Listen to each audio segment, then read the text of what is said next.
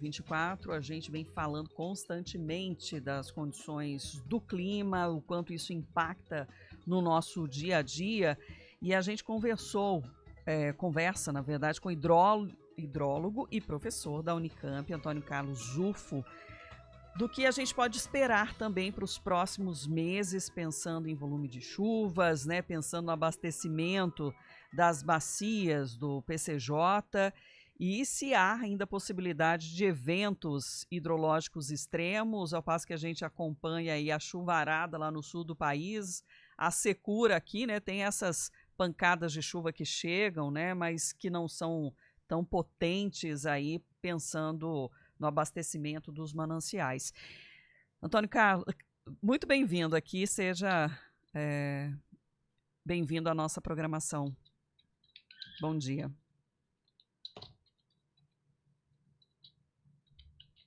Professor, nos escuta? Acho que estamos sem o áudio do Antônio Carlos Zufo, hidrólogo, professor da Unicamp, ele que faz sempre um levantamento, um acompanhamento das condições do clima, né, não só na região do país e dessas interferências que estão acontecendo em diferentes regiões, né, a mudança que vem ocorrendo, esses extremos também que a gente vem acompanhando. A gente traz sempre aqui, né, a média para o período de chuva, e o que se vê também são mais ondas de calor, né, do que a média, né? Será que essas médias vão ser alteradas, né, ao longo dos tempos também? Porque os efeitos estão acontecendo e parece que nem todo mundo está preparado para isso. Professor, nos escuta agora? Não, definitivamente não. Temos problemas na conexão com o vídeo. Vamos tentar fazer o contato telefônico, né, para justamente a gente poder conversar com o Antônio Carlos Zufo, que é hidrólogo e professor da Unicamp. Ontem o consórcio do PCJ fez um evento para falar justamente sobre essas alterações e esses eventos climáticos extremos, que eram extremos, mas que aos poucos a gente está começando a perceber que já não são tão extremos assim, né, que vão começar a ficar dentro ali do esperado, infelizmente, né? Isso muito tem a ver com a mudança climática que nós estamos enfrentando, também por culpa nossa, né, da ação do homem, e aí todo esse problema que acaba sendo gerado de alguma forma. E aí tem os fatores, por exemplo, do Laninha, que é atuante e que normalmente ou historicamente traz mais chuvas para a região norte do país, né, deixa também aqui na nossa região centro-sul com menos chuvas, com mais calor, mas será que existe também uma estabilidade, né, nessas condições do clima? Ou ela também chega cada ano com uma característica? Né? Nós vamos entender isso, então, com o Antônio Carlos Zufo, que já está conectado aqui com a gente. Seja bem-vindo, professor. Muito obrigado. A gente queria entender, primeiramente, né, quais são os parâmetros para identificar o clima. Olha, são vários os parâmetros, né, que definem o clima, né? Por exemplo, temperatura, período onde ocorre o inverno, o verão, precipitação anual, evapotranspiração, tudo isso define o clima. Agora, existe uma estimativa de que 5 a 10% do tempo a gente vai estar em condições de extremos climáticos, né? Seja aí com a falta ou com um excesso de água, né? Explica melhor quais são os fatores que têm interferido nessa condição. Chuvas, né? Excesso de chuvas que causam enchentes, ou falta das chuvas que determinam, então, a falta de água ou secas, isso é recorrente, né, no nosso planeta, né? O clima ele não é constante, ele não é igual de um ano para outro também, ele é muito variável. Então, nós sempre, quando nós vamos trabalhar com clima ou com eventos hidrológicos, no caso, eu sou engenheiro e trabalho com hidrologia, e a gente sempre faz os estudos hidrológicos em bacia para determinar ou disponibilidade hídrica ou, né, quais seriam as vazões máximas para a gente dimensionar obras, né, de controle de enchentes. Bom, então a gente sempre trabalha com clima com com a média de longo período, porque ele varia muito de um ano para outro. Esse ano, por exemplo, está muito seco e muito quente, bem diferente do ano passado. O ano retrasado foi mais chuvoso, tanto é que encheu, né, os reservatórios praticamente. Então nós vivemos ano a ano em diferentes condições. Mas, em geral, nós adotamos uma média, porque nós não sabemos exatamente o que vai acontecer. Então, essa média de longo período é usada como referência do clima, das condições climáticas daquela região em que nós estudamos. Bom, o que acontece é que, quando a gente analisa esse período, nós verificamos que existem anos muito mais chuvosos e anos mais secos. E nós trabalhamos com a frequência observada desses eventos. Por isso que nós chamamos eventos extremos. Nós sempre usamos, então, ajustamos alguma distribuição estatística a esses dados observados, sempre para a gente fazer uma previsão, né, baseada na estatística, de qual seria um evento extremo que ocorra, em média, a cada 50 anos. Não exatamente a cada 50 anos, mas que eles tenham uma frequência relacionada a esse período de retorno. Por exemplo, em 100 anos, devemos observar um evento dessa magnitude 2 vezes. Nós não sabemos exatamente quais anos eles vão ocorrer, mas em 100 anos, em média, 2 eventos ocorrem. Por isso nós falamos período de retorno. Não que ele retorne exatamente a 50 anos, mas que ele tem uma frequência de 50 anos, esse estudo. Então, por isso que esses eventos extremos estão relacionados a um período de retorno extremo, né? Professor, dentro até de um material que o senhor divulgou previamente aqui para a gente, aparece lá num dos gráficos que por 35 anos houve severa estiagem nas bacias, né? E aí eu queria entender, por exemplo, se dá para saber quando a gente pode ter uma nova crise hídrica. Assim, na apresentação que eu passei para vocês anteriormente, estudando séries históricas longas na região, nós detectamos, né, que o período seco, ele ocorreu mais seco, não significa que é extrema seca, né, mas essa definição de clima de longo período, essa média de longo período, ela teve o valor mais baixo se considerado de 1936 até 75. E nessas décadas, nós verificamos o quê? Uma queda da produtividade agrícola no estado de São Paulo e no Brasil, devido à redução dessas chuvas. E coincide justamente com o período onde houve êxodo rural, né? Que a população brasileira era predominantemente rural, e ela acaba migrando para as cidades, onde houve um inchaço das cidades a partir da década de 40, 50, 60, 70, que coincide com o período mais seco. Impactou a redução da produtividade, as pessoas que estavam no campo já não conseguiam se sustentar com a produção que quebrava toda hora, né? Quebra na safra, a população acaba procurando oportunidade na cidade. Depois nós verificamos, de 76 até 2012, que essa média de precipitação ela aumenta 14%, 17%, 18%. E nesse período, foi marcado pelas enchentes recorrentes urbanas. Então, a população chega nas cidades, tem aquele crescimento desordenado. Depois, a partir da década de 70, que aumenta as chuvas, né, nós temos o quê? Fenômenos de enchentes urbanas. São Paulo, por exemplo, as marginais do Tietê transbordavam todo o verão de 3 a 5 vezes por semana. Era aquele caos. Quem ia para São Paulo tinha que sair correndo até as 4 horas da tarde, porque senão ficaria preso nas marginais, né, toda alagada.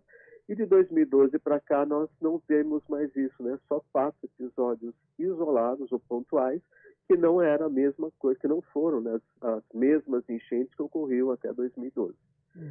E agora, de 2013 para cá, nós voltamos àquele período mais seco que já observamos no passado de 36 a 75.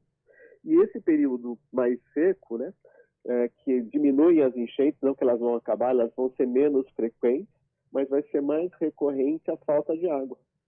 É o que nós estamos verificando agora nesse momento. E esse período ele deve durar de 3 a 5 décadas. Já passou uma década, então nós temos pelo menos mais 2 pela frente. Agora, com base nessa projeção, né, e a gente já está com sinal de alerta há muito tempo, né? Mas o que é possível fazer, hein, professor? Assim, existe muito trabalho pensando em tecnologias e tudo mais. A responsabilidade, né, sobre isso é governamental, é social? É de todos. Bom, ela parte primeiro pela parte técnica, né? Porque na academia a gente acaba usando esses dados, né, históricos como se fosse um tratamento estatístico de uma fábrica que está produzindo determinado produto. Imagine o seguinte: uma fábrica de parafuso, ela vai produzir parafuso a partir de uma matriz. E mesmo produzindo pela mesma matriz, ela gera parafusos com defeitos. Então, sempre se faz uma análise estatística para fazer controle de qualidade. Só que quando a gente utiliza isso em dados naturais, em chuvas, em vazões, você não tem a mesma matriz. Você tem variações do clima. Então, as séries são não homogêneas. Então, o tratamento estatístico tem que ser um pouquinho diferente. E os técnicos no Brasil não fazem isso, né? Pega a série inteira, então nós vamos misturar esse período mais seco, prolongado, com um período mais úmido prolongado, e as estatísticas, elas são diferentes. E aí nós fazemos uma média geral, e aí subestimamos as vazões máximas, subestimamos as vazões máximas e superestimamos as disponibilidades hídricas. Então, no período seco, nós estamos sempre com falta de água, porque nós contávamos com uma vazão maior, que no período seco, né, prolongado, não vai ser essa mesma disponibilidade. E no período mais úmido, a nossas estimativas das vazões de projeto de obras hidráulicas foram insuficientes, né, para o que realmente ocorre. Então, nós ficamos debaixo d'água, as obras não funcionam, porque o nosso dimensionamento foi mal feito, porque nós misturamos esses períodos. Então, o corpo técnico no Brasil não faz essa separação e nós estamos sempre errando, né, no dimensionamento das estruturas ou nas estimativas de disponibilidade. E nós sempre estamos passando por esses percalços. Uhum. Né? E sem qualquer segurança hídrica, então? Não, a segurança hídrica, ela vem de obras de infraestrutura, né? Por exemplo, reservatórios. Você tem um reservatório, acumula quando tem excesso para usar no período mais seco. Então, isso é segurança hídrica. Mas o dimensionamento, ele é comprometido quando nós misturamos todas essas séries. O grande problema da engenharia brasileira é que os dados disponíveis para que os engenheiros trabalhem, eles são escassos, não tem longo, as séries não são muito longas, são poucos poços que possuem séries longas para que se faça uma boa análise, e a maioria tem muitas falhas. Então, é muito difícil trabalhar com a hidrologia. Então, nós acabamos utilizando muitos modelos. Mas se você usa um modelo que você não conhece os parâmetros, como você tem que tratar, o modelo não vai te dar resposta, todas as respostas, vai te dar apenas uma simulação. Mas se você não consegue interpretar, aquele valor da simulação desse modelo também não serve para alguma coisa. Então, nós estamos ainda aprendendo, né, com a tecnologia, como trabalhar, né, com essas informações. E aí eu queria entender, pensando, né, no que a gente tem pela frente, pelo menos nesse semestre ainda, o final de semestre, né, a respeito da influência da Laninha também, porque você falou que não existe mais uma padronização, né, em relação aos fenômenos climáticos. Sim, em geral, quando a Laninha ocorre, ela atrasa o início das chuvas. Então, nós entramos na primavera, então é esperado que comece a chover. Só que quando a Laninha acontece, ocorre, ela atrasa o início realmente das chuvas, significa que as chuvas agora de outubro e de novembro, elas serão abaixo da média.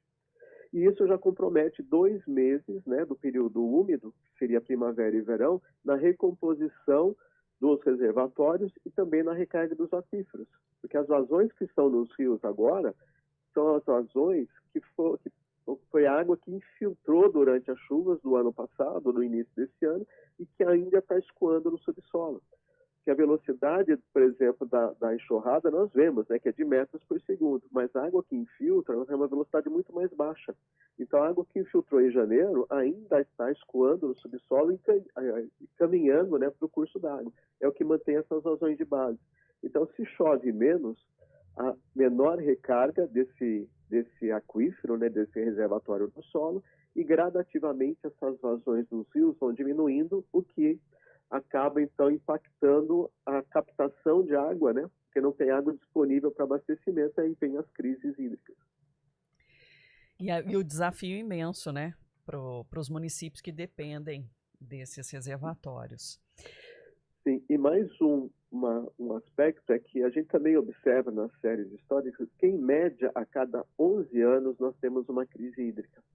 Então, nós passamos por uma crise de energia em 2001, aí a crise hídrica para abastecimento ocorreu em 2003, em São Paulo. Depois nós tivemos 11 anos depois, 2014 e 15 com crise hídrica. Se somarmos 11 anos com 2014 e 15, daria 2025 e 26. Então, nós podemos estar a um passo de uma outra crise, de uma próxima crise hídrica, que estaria no ano que vem ou no próximo. Antônio Carlos Zufo, e vamos contar muito com a sua participação, então, ao longo desse período, para nos ajudar a entender ainda melhor o cenário. Agradeço nesse momento pela participação aqui na CBN. Eu que agradeço.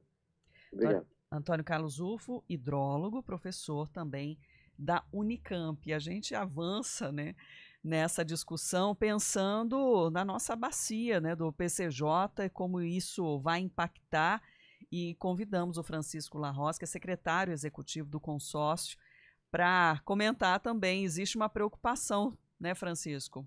Bom dia.